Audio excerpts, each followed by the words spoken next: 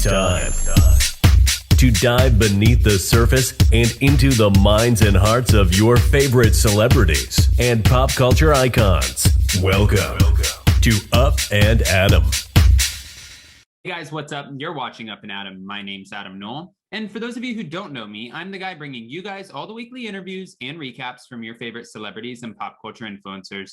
But for those of you who do know me, you know that that's not why we're always here, right? Guys, if you haven't already, go ahead, smash that like button, subscribe to my channel, and hit that notification bell because you don't want to miss anything we have coming up. And with that, let's jump right in. Okay, guys, so we're back to talk about Erika Jane, Erika Girardi, Erika Chahoy, whatever you want to call her. And I know sometimes you get frustrated with that, but that's okay. I mean, she has multiple different personalities or personas, characters, whatever you want to say, she has them.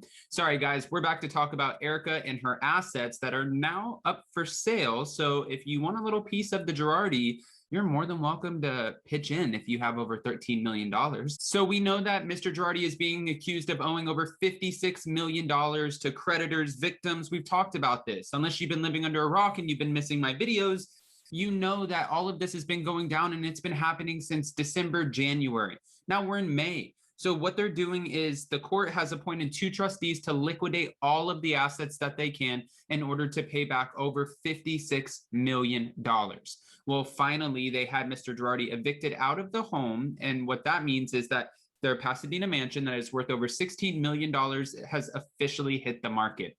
It's hit the market for about $13 million. And that's because the trustees are hoping that with that $3 million price reduction, maybe they'll be able to sell it faster. Honestly, at this point, they're trying to get their hands on whatever they can in order to pay back all of these fees, all of this debt. And I don't think it's about getting the best price for each item.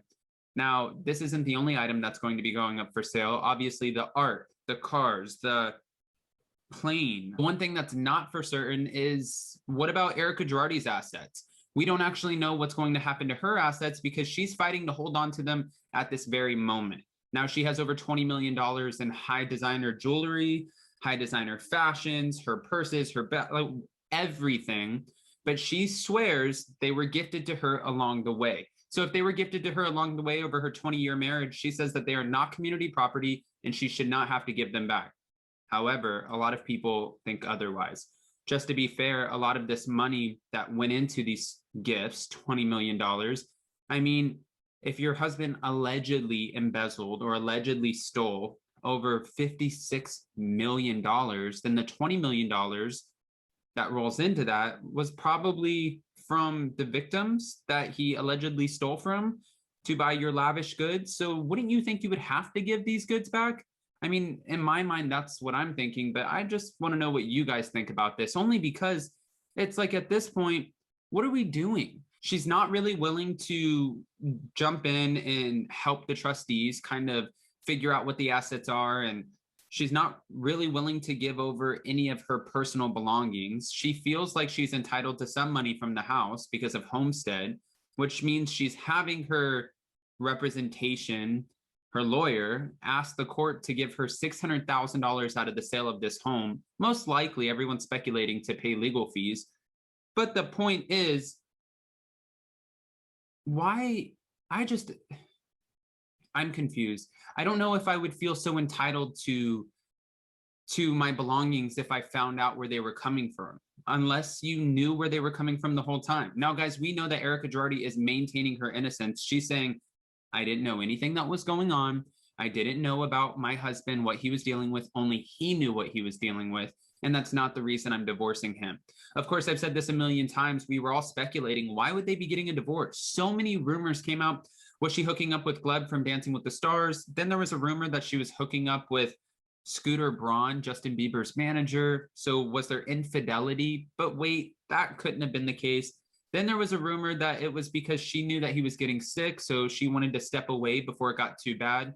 But then that kind of makes you look like a little bit of an awful person in the public eye. I'm not saying she is an awful person, but if you were with your husband for 20 years and all of a sudden he's sick and he has health concerns, you live this lavish lifestyle and now you're ready to just get rid of him. That wouldn't make sense either, because if she got rid of him, that means she has a lot to gain. That wouldn't make sense either, because if something, God forbid, happened to him and they were still married and none of these legal issues were going down, she would only gain, unfortunately, and they're married. So she would have a house, she would have the private jet, she would have these assets. Of course, not necessarily all of them, because who knows what their agreement is, but she would have money. So if he had health concerns, that doesn't necessarily make sense. But did she know about the legal troubles coming her way? Was this a clever plan in order to divide the assets and make sure that when this is all said and done and he's sued for 40, 50, 60 million dollars, that there's other assets somewhere else? That way he can still live the rest of his life comfortably.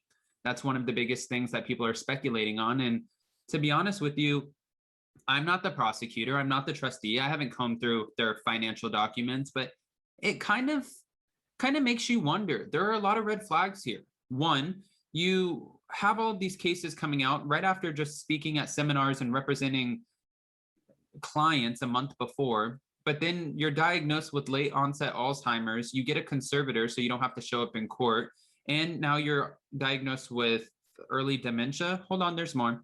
Then you find out that the court is liquidating all of your assets, and they tell him that they're going to evict him from the Pasadena mansion once they put it up for sale, which has already happened. But before it goes up for sale, it's burglarized. Hold on, wait, there's more. So then they start combing through the documents that have to do with Erika Girardi's LLCs, Thomas Girardi's bank accounts, files and money that has been transferred, and Erika Girardi's signatures on it. But then I saw a post where people were pointing out the fact that the signature did not match her signature from her book, The Pretty Mess.